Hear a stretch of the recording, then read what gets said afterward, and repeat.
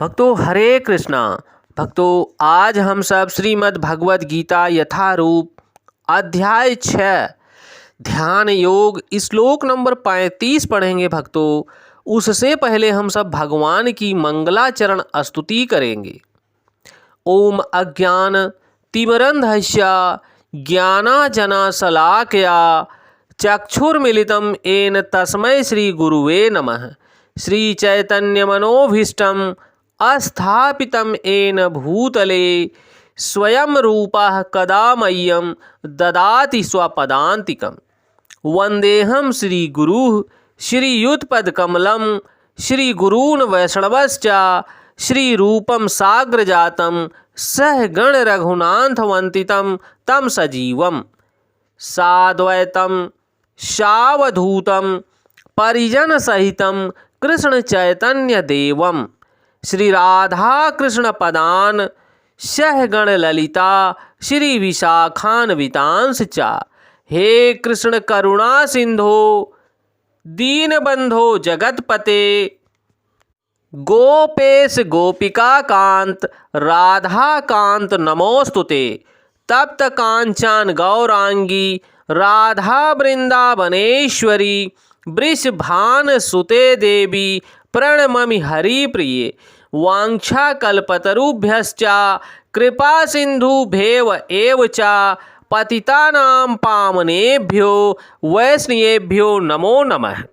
जय श्री कृष्ण चैतन्य प्रभु नित्यानंद श्री अद्वैत गदाधर श्री वशादि गौर भक्त वृंद।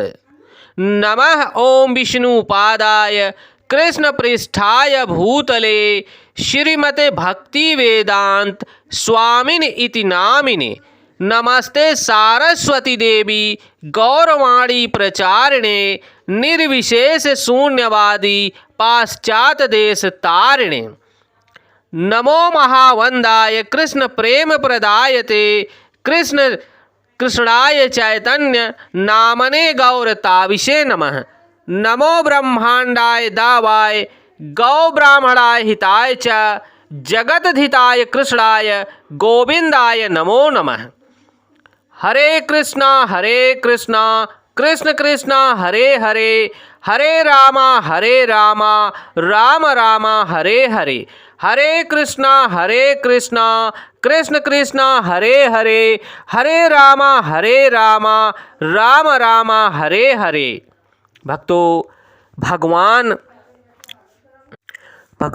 भगवान इस श्लोक में बोल रहे हैं, असंशयम महाबाहो मनो दुर्निग्रहम चलम अभ्यासेन तु कौन्तेय वैराग्येण च गृह्यते।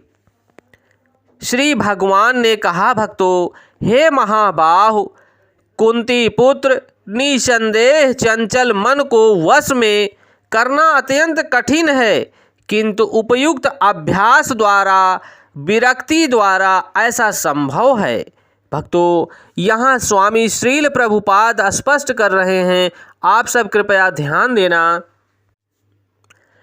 अर्जुन द्वारा व्यक्त इस हठीले मन को वश में करने की कठिनाई को भगवान स्वीकार करते हैं, किंतु साथ ही वे सुझाते हैं कि अभ्यास तथा वैराग्य द्वारा यह संभव है। यह अभ्यास क्या है भक्तों? वर्तमान युग में तीर्थवास, परमात्मा का ध्यान, मन तथा इंद्रियों का निग्रह, ब्रह्मचर्य का पालन, एकांतवास आदि कठोर विधि विधानों का पालन कर पाना संभव नहीं है, किंतु कृष्ण भावना अमृत के अभ्यास से मनुष्य भगवान की नवधा भक्ति प्राप्त कर सकता है। नवधा भक्ति का आचरण करके भगवान की कृपा का पात्र बन सकता है। ऐसी भक्ति का प्रथम अंग है भगवान श्री कृष्ण के विषय में श्रवण करना। मन को समस्त प्रकार की दुश्चिंताओं से शुद्ध करने के लिए यह परम शक्तिशाली एवं दिव्य विधि है। भक्तों भगवान श्री कृष्ण के विषय में जितना ही अधिक श्रवण किया जाए उतना ही कम है। मनुष्य उन वस्तुओं के प्रति अनासक्त हो जाएगा, विरक्त हो जाएगा जो मन को भगवान श्री कृष्ण से दूर ले जाने वाली हैं। मन को उन सारे कार्यों से विरक्ति मिल जाएगी जिस प्रकार भगवान श्री कृष्ण का कोई संबंध नहीं होता। मनुष्य सुगमता पूर्वक वैराग्य सीख सकता है, और वैराग्य का अर्थ है पदार्थ से विरक्ति। किसी पदार्थ से, किसी वस्तु से अगर आपको प्रेम है तो उससे विरक्ति होना ही आत्मा की शुद्धि है। मन का आत्मा में प्रवृत्त होना निर्विशेष आध्यात्मिक विरक्ति है। भगवान श्री कृष्ण के कार्यकलापों में मन को लगाने की अपेक्षा अधिक कठिन है। यह व्यावहारिक है क्योंकि भगवान श्री कृष्ण के विषय में श्रवण करने से मनुष्य स्वतः ही परमात्मा की प्राप्ति हो जाती है, और यह आसक्ति परेश अनुभूति या आध्यात्मिक तुष्टि कहलाती है। यह वैसा ही है जिस तरह भोजन के प्रत्येक निवाले से भूखे को तुष्टि प्राप्त होती है, आनंद प्राप्त होता है।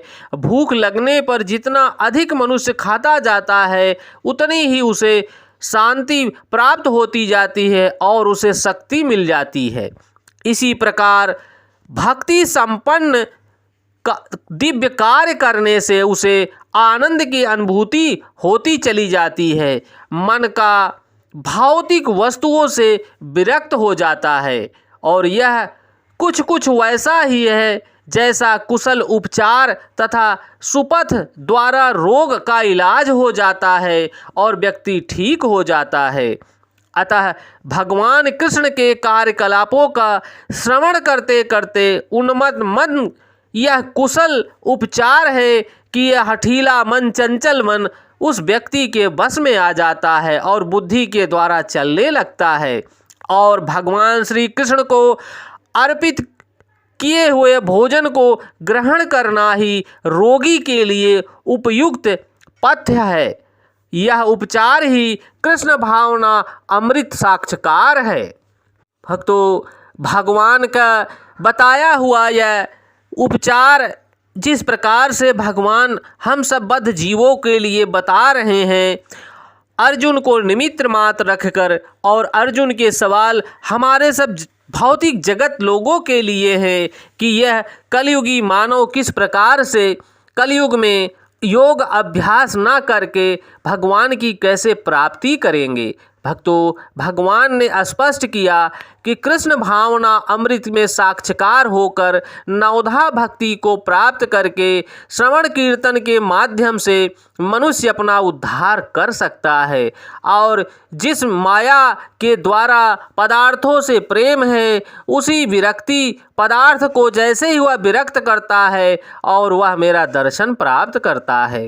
भक्तों, यह भगवान की भगवत वाणी है। भगवान स्पष्ट कर रहे हैं कि जिस प्रकार से समस्त दुश्चिंताओं से व्यक्ति मुक्त हो जाता है मात्र कीर्तन श्रवण करते करते, कीर्तन को करते करते, भगवान के नाम स्थल लीलाओं का श्रवण करते करते व्यक्ति स्वतः ही कृष्ण भावना भावित हो जाता है।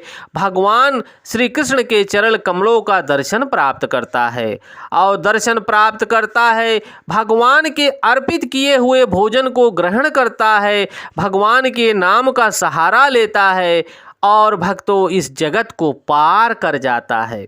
भगवान ने इस कलयुग में अपने नाम का आधार दिया है कि जो प्राणी मेरे नाम का श्रवण करेगा, कीर्तन करेगा और मेरे नाम को स्मरण करेगा वह इस जगत को पार कर जाएगा, और इस जगत को पार करते ही वह मेरा दिव्य दर्शन प्राप्त करेगा। भक्तों, भगवान के नाम में जो रस है, जो आनंद है, वह किसी वस्तु या अपराशक्ति में नहीं है, किसी पदार्थ में नहीं है। भक्तों, भगवान का नाम हरे कृष्णा कृष्ण कृष्णा हरे हरे, हरे रामा राम रामा हरे हरे, हरे कृष्णा कृष्ण कृष्णा हरे हरे, हरे रामा राम रामा हरे हरे। भक्तों, यह भगवान की भगवत वाणी है। आप सब अपने जीवन में उतारने का प्रयास कीजिए और अपने भाई बंधुओं तक पहुंचाने की कृपा कीजिए। जय श्री कृष्णा।